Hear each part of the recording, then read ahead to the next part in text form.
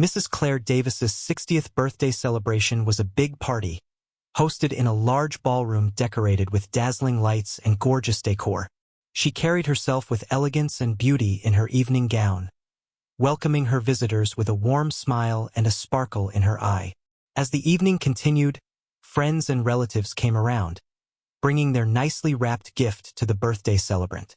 One of them, John, confidently said to her, "Mrs. Claire, I'm giving you this magnificent piece of art from my private collection. It's worth a fortune. I hope you like it." Mrs. Claire Davis giggled, warmly taking the gift. "Thank you, John.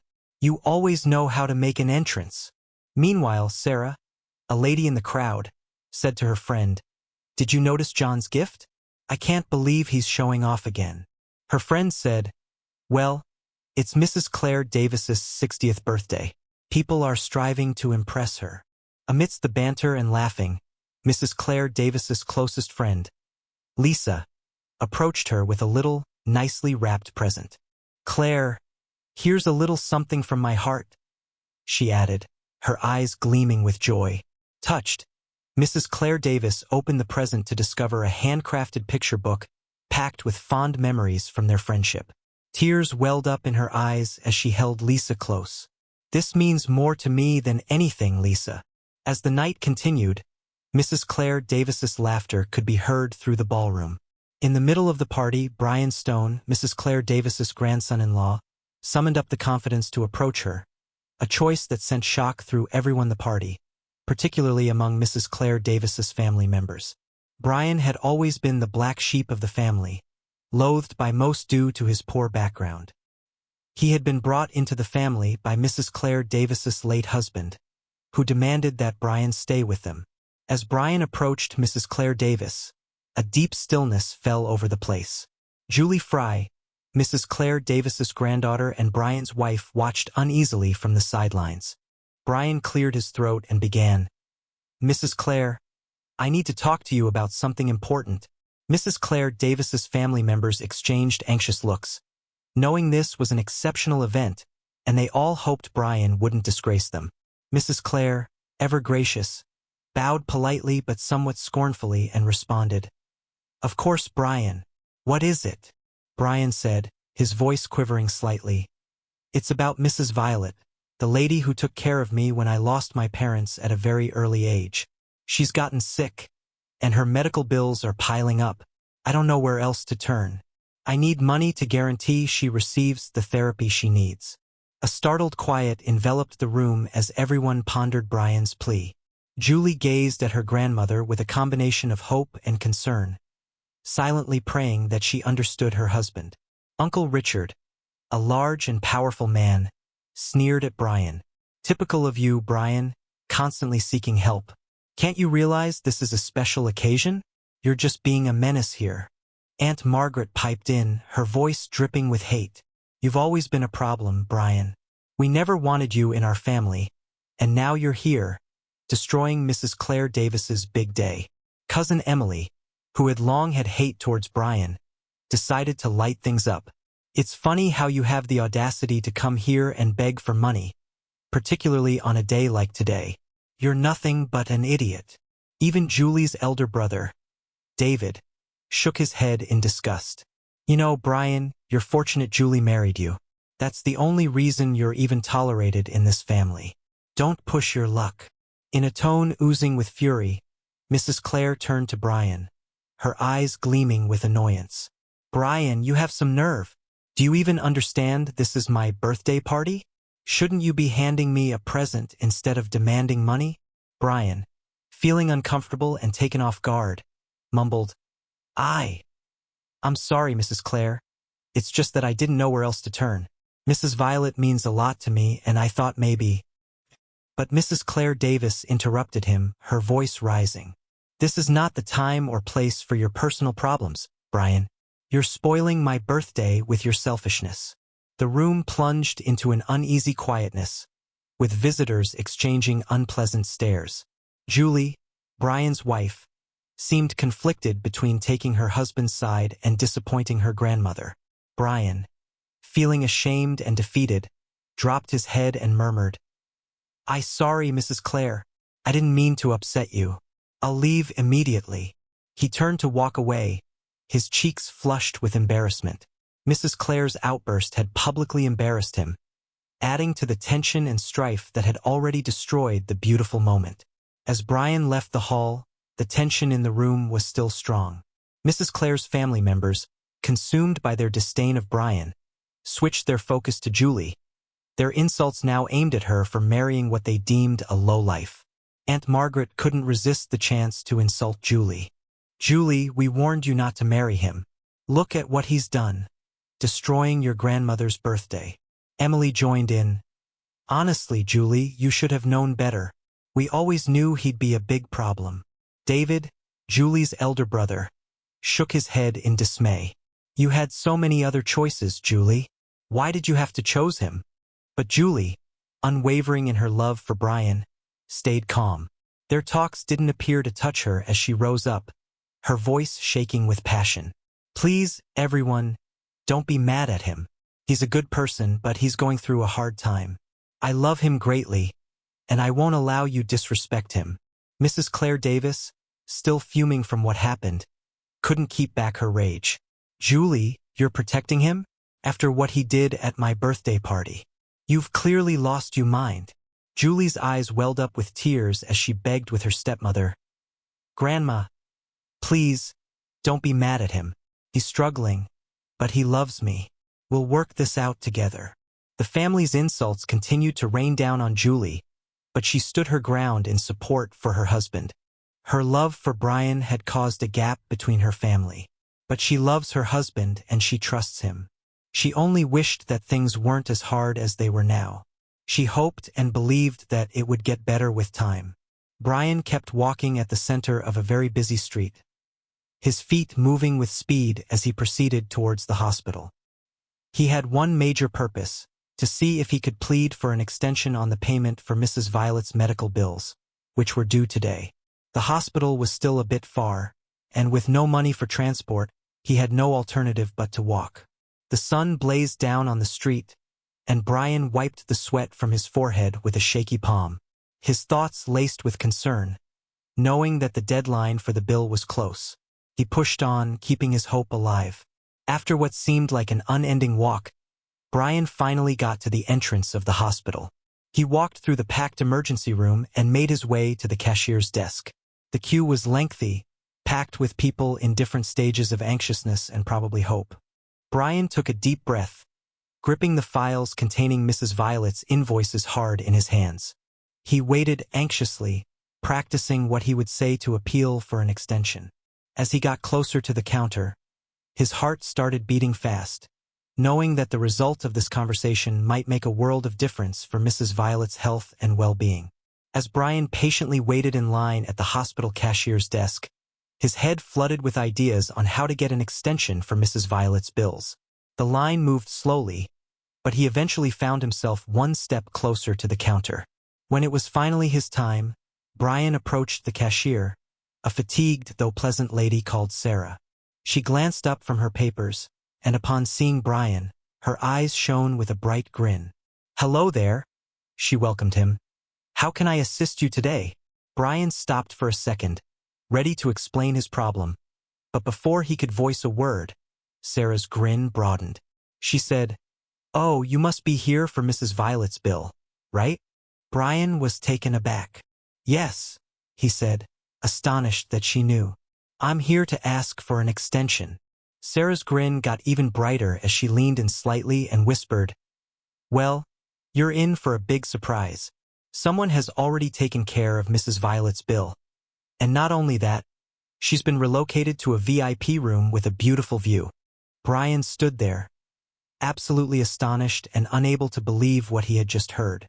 Someone paid her bill and upgraded her room? But who? Sarah merely shrugged, retaining her cheery tone. "I'm not sure who it was, but it was quite the wonderful gift. Mrs. Violet is one fortunate patient today." Brian moved away from the counter, a maelstrom of emotions racing through him. He examined the hospital's waiting room, attempting to figure out who among the people he knew might have done such a kind and unexpected thing. As Brian stood there, attempting to get his brain around the anonymous act of compassion that had cleared Mrs. Violet's bills. He was approached by a man in his early 60s. Brian recognized him instantly as James, his grandfather's long-serving servant. Their eyes met, and Brian's expression contorted with a combination of astonishment and rage, memories from his childhood flooding back, reminding him of the day his grandpa had sent him and his parents away, an incident that had eventually led to his parents' fatal accident only a week later. "What do you want?" Brian asked, his voice tinged with hatred. "Why are you here?" James, appearing older and feeble compared to Brian's recollections of him, returned Brian's stare with a combination of regret and despair. "Brian, it's been a long time. I'm here to apologize." Brian's fury increased as he shouted, "Apologize? After all these years? You stood there and watched as my grandpa kicked us out of his home and my parents died a week after you did nothing to help us back then." James bowed his head, his next word filled with guilt. "I know, Brian. I should have done more. I was loyal to your grandpa, but I also regret not doing what was right for your family." Brian's hands tightened at his sides as he battled to suppress his wrath. "It's too late for apologies now. What do you want from me?" James, feeling the rage in Brian's emotions, proceeded to speak in a quiet tone. "Brian, I need you to listen carefully. It was your grandpa who brought me here, and he's the one who paid Mrs. Violet's bill." Brian's eyes widened in disbelief, his wrath temporarily forgotten. "My grandfather? But why would he do it after all these years?" James nodded slowly, as though exposing a well-kept secret. "Your grandpa, he genuinely regrets what happened to your family. He learnt about Mrs. Violet's illness and the financial hardship it caused on you. It's been troubling him." Brian's thoughts raced as he sought to grasp this discovery. His grandpa, a man notorious for his intransigence and pride, had clearly borne a load of guilt. "I can't believe this," Brian murmured. James said, "He asked me to find you and help clear Mrs. Violet's bills as a way of making amends, not just for himself but for the pain he caused you and your parents." Brian stood there, astonished and dumbfounded. The weight of years of bitterness and wrath towards his grandpa was still there. James moved in closer, his eyes filled with a feeling of desperation. "Brian, you should come back with me to your grandpa. He wants to meet you, and he's genuinely regretful." Brian paused, still uneasy about approaching the man who had sent him and his parents away. "I'm not ready for that yet, James. You know I can't forgive him simply like that." James nodded in understanding, then went into his pocket and brought out a sleek black premium platinum card. He gave it to Brian, who looked at it skeptically. "What's this?" "It's from your grandfather," James said. "He knew you may not be ready to come back just yet, but he wants to make apologies. That card is your way to settling any financial troubles, including Mrs. Violet's expenses." Brian grimaced at the statement, still conflicted. "Money won't buy forgiveness." James, with a knowing grin, answered, "I understand, Brian. But remember, Mrs. Violet could still need financial aid, and this card might make a difference. It's a gesture of kindness." Brian's curiosity got the better of him, and he said, "How much is on this card, anyway?" James answered carelessly, $10 billion. Brian's mouth fell, unable to fathom the amount of money his grandfather was giving him. Brian glanced at the black premium platinum card, his thoughts reeling with astonishment. $10 billion was an unfathomable figure. His mind raced, and he couldn't help but wonder exactly how rich his grandpa actually was. If $10 billion was pocket money, then the amount of his fortune would be mind-boggling. As he clutched the card, Brian's thoughts strayed to his parents, who had suffered terribly after being kicked out by his grandpa. The scars of the past still ran deep, and the thought of forgiveness seemed like an impossible wall. Seeing the frown and uncertainty on Brian's face, James moved in and murmured quietly, "Brian, your grandpa is prepared to make apologies. He's willing to pass up all his holdings in Buckner City to you. But if you're not ready for it, he's also giving you one of his enterprises in this Breston city to handle." Brian's eyes widened in disbelief.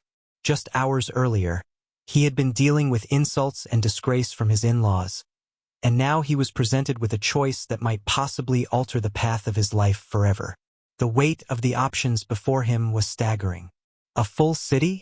A company? Brian murmured, struggling to absorb the immensity of what was being presented. I don't know what to say. James nodded, his look compassionate. Take your time, Brian.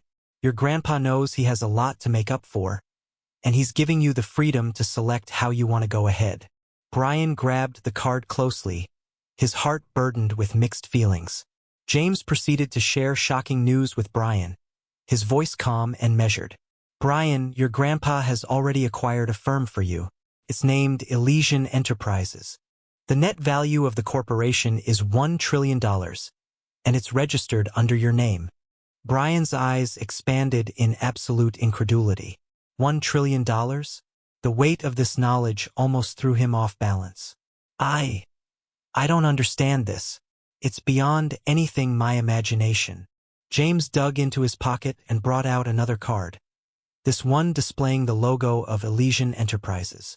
He gave it to Brian and said, "Take this card. It includes all the information you need. When you're ready to make a choice or if you need any help, contact me. My number is on the card too.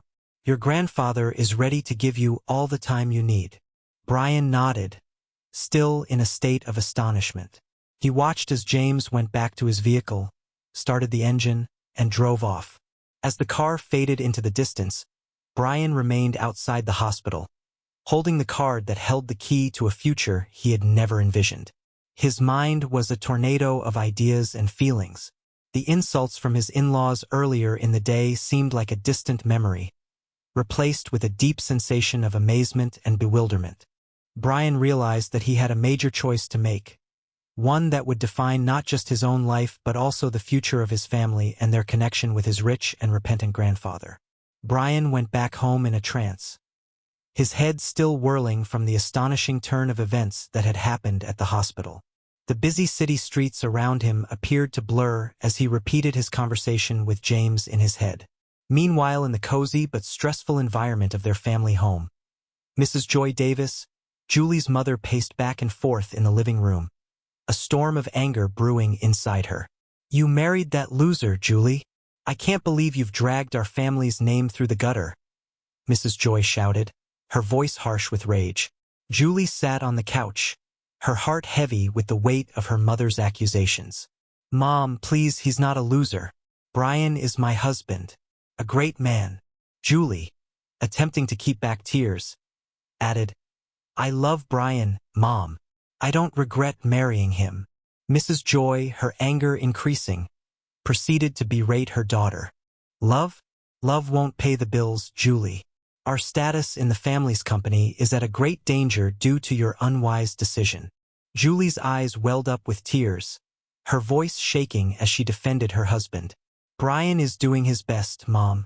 He's working hard, and we're trying to make everything work. Julie, you've always been so stubborn. You'll regret this eventually." In the middle of the hot argument with her mother, Julie's father, Mr. Thomas, tried urging Julie to divorce Brian. He thought that Charles, a rich guy from Preston City who had tried courting Julie, was a more acceptable match.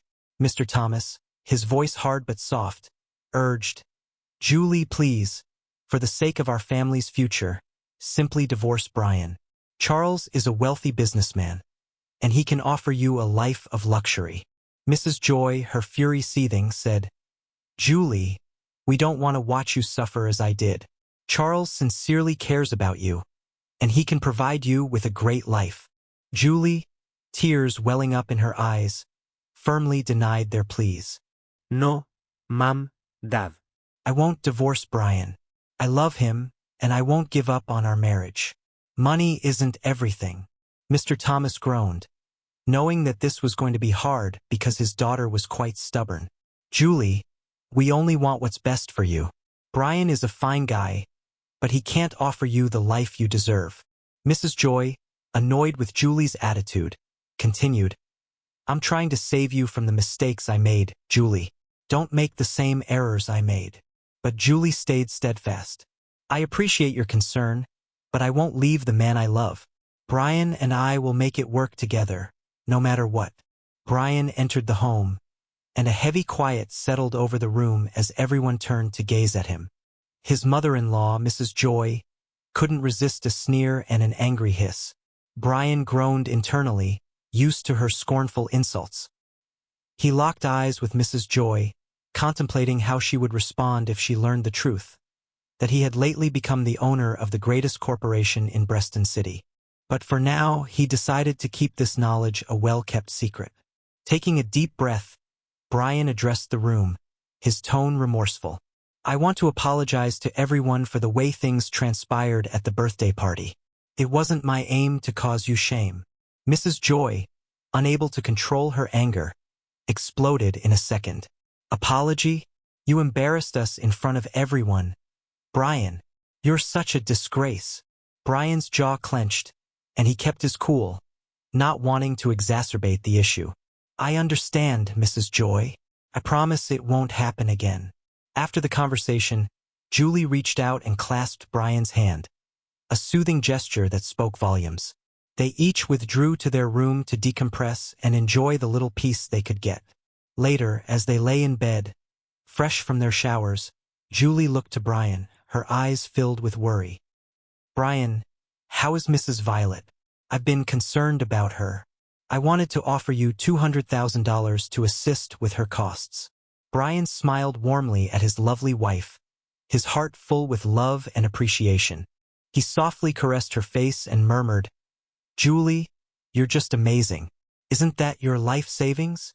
He asked, which she nodded her head to. There's no need to worry about Mrs. Violet's expenses anymore. Someone has already paid for them, and she's responding to treatment. What? That is fantastic. Do you know the person? Julie asked.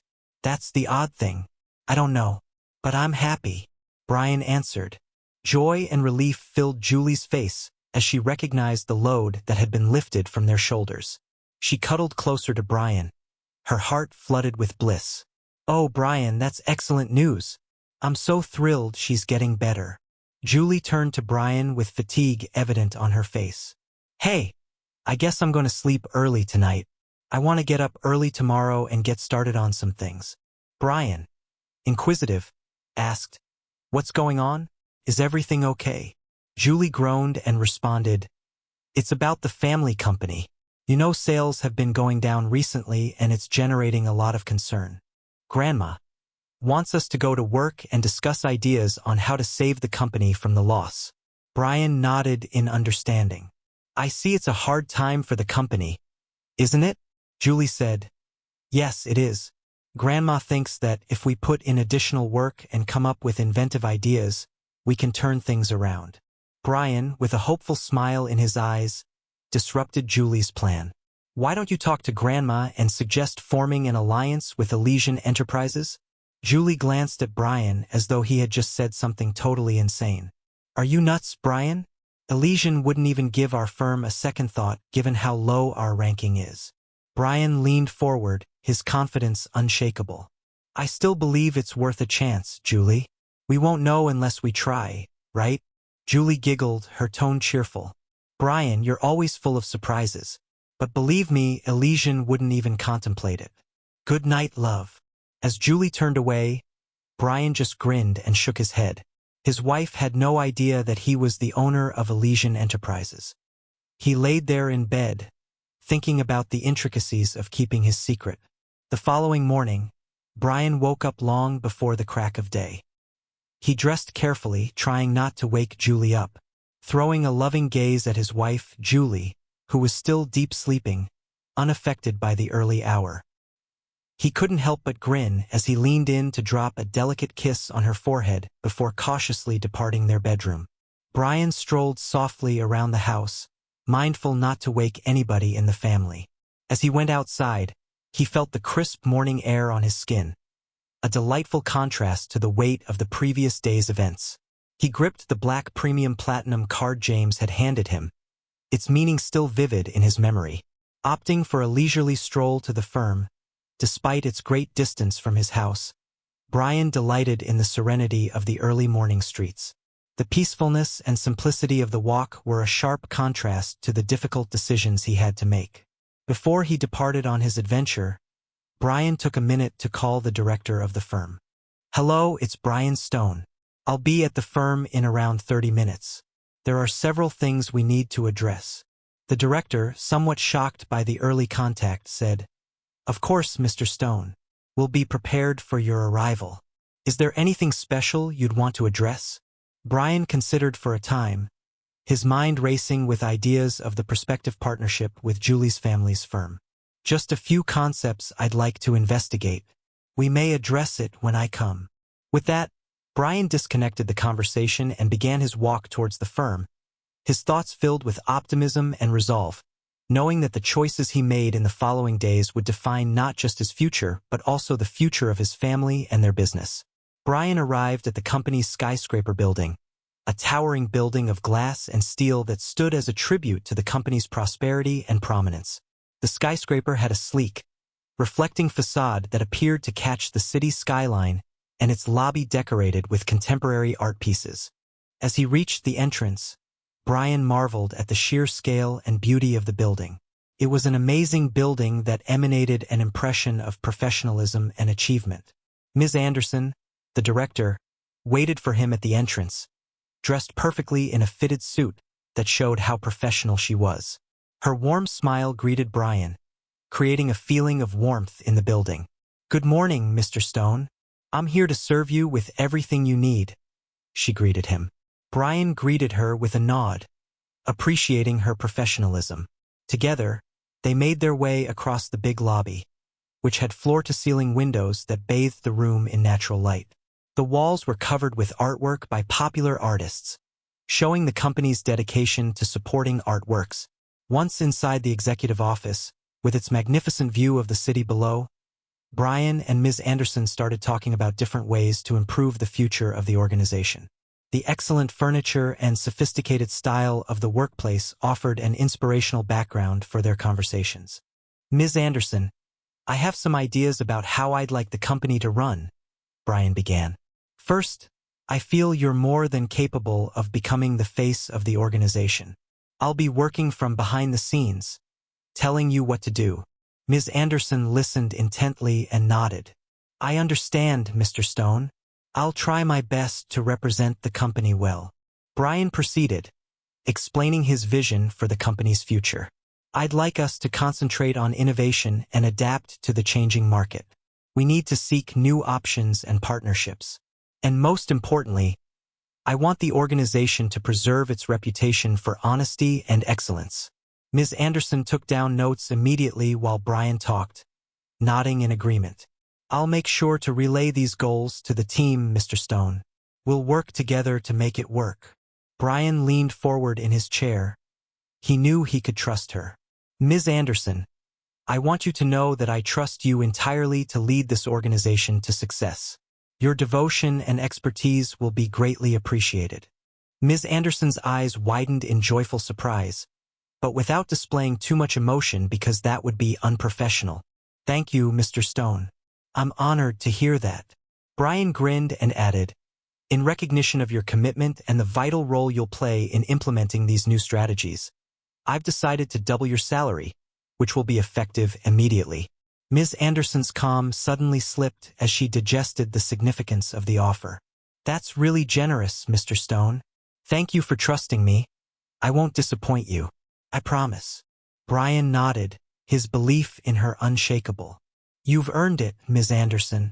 I believe in rewarding commitment and success, and I have no doubt you'll flourish in your work because you seem to have handled it well over the years." As their talk progressed, Brian and Ms. Anderson discussed different tactics and ideas. Their voices rang through the office.